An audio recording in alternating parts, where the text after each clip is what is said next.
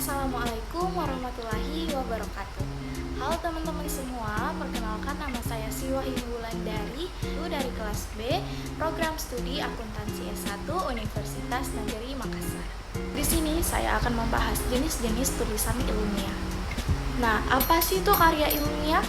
Karya ilmiah adalah tulisan yang disusun berdasarkan hasil penelitian atau kajian yang sistematis, logis, dan objektif dengan tujuan menyampaikan pengetahuan atau temuan baru kepada halayak akademik atau profesional.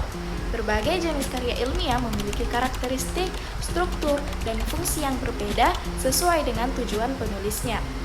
Beberapa jenis karya ilmiah seperti makalah, skripsi, tesis, disertasi, artikel, dan resensi. Untuk mengetahui lebih lanjut, mari kita simak video berikut ini. Nah, yang pertama itu ada makalah. Menurut Kamus Besar Bahasa Indonesia, pengertian makalah yang pertama yaitu tulisan resmi tentang suatu pokok yang bertujuan untuk dibacakan di muka umum dalam suatu persidangan dan untuk diterbitkan. Pengertian yang kedua yaitu karya tulis pelajar atau mahasiswa sebagai laporan hasil pelaksanaan tugas sekolah atau perguruan tinggi. Yang kedua ada skripsi.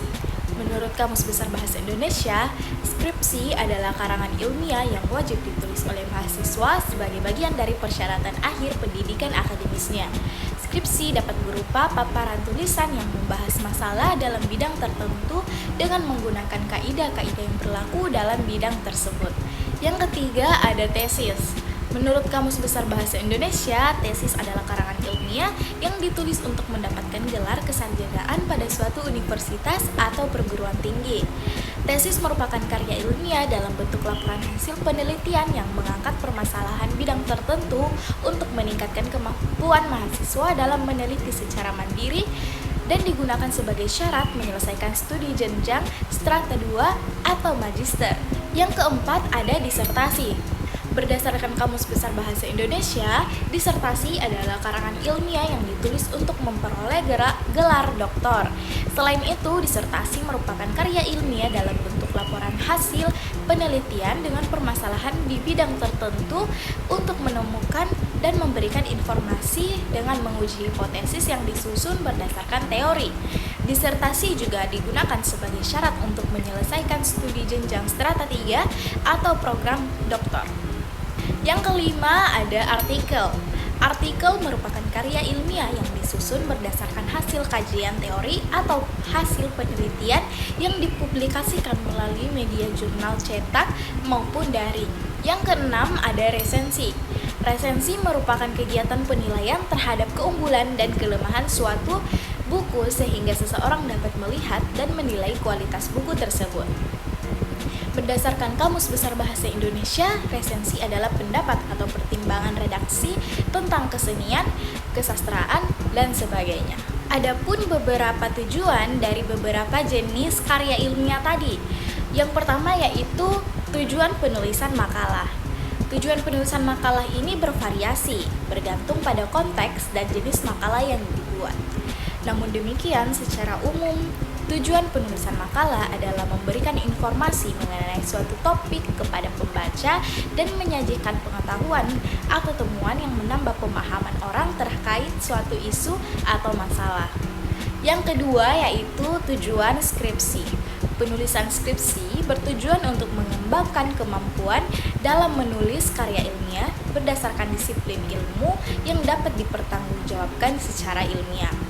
Selain itu, penulisan skripsi juga bertujuan untuk memberikan kontribusi terhadap pengembangan ilmu pengetahuan. Penulisan skripsi merupakan syarat wajib untuk menyelesaikan studi pada jenjang sarjana. Yang ketiga yaitu tujuan penulisan tesis. Tujuan umum penulisan tesis adalah memberikan kematangan dalam membangun kerangka berpikir atau berdasarkan teori dalam suatu bidang keilmuan kepada mahasiswa untuk memecahkan masalahnya.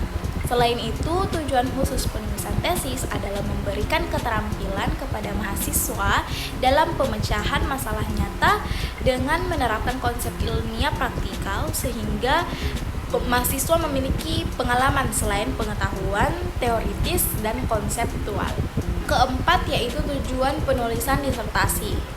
Penulisan disertasi bertujuan agar calon doktor mampu membuat deskripsi, analisis, dan sintesis terhadap fakta yang diteliti atau hasil kerja teori. Penulisan dapat mendesain pendekatan baru atau memodifikasi serta mengembangkan pendapat yang dapat dibuktikan sesuai kaidah ilmiah. Yang kelima yaitu tujuan penulisan artikel.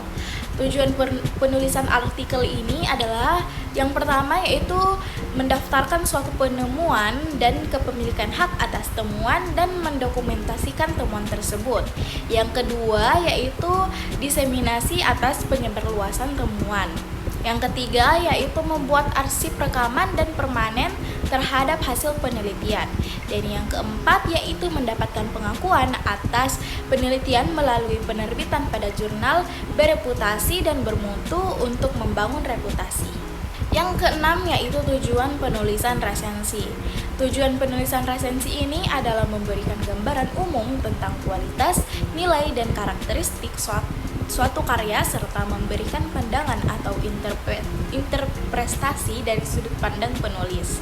Menurut resensi dapat mengembangkan daya kritis, dapat kelebihan dan kekurangan sebuah buku. Nah, penggunaan karya ilmiah tadi digunakan untuk apa sih? Nah, yang pertama itu adalah makalah. Makalah ini umumnya digunakan sebagai tugas akademik atau prestasi dalam seminar. Dan yang kedua yaitu skripsi. Skripsi biasa digunakan untuk menunjukkan kemampuan mahasiswa dalam melakukan penelitian secara mandiri.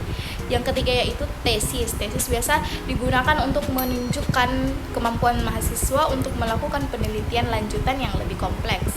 Yang keempat yaitu disertasi. Disertasi biasa digunakan untuk menunjukkan kontribusi signifikan terhadap pengetahuan dalam bidang tertentu. Yang kelima ada artikel. Artikel biasa digunakan untuk berbagi temuan baru dengan komunitas ilmiah. Yang keenam ada resensi. Resensi digunakan untuk menyampaikan pandangan kritis dan memberikan wawasan mengenai karya yang diulas. Mungkin cukup sekian penjelasan dari saya. Semoga penjelasan tadi bisa bermanfaat untuk teman-teman sekalian. Lebih dan kurangnya mohon dimaafkan. Wassalamualaikum warahmatullahi wabarakatuh.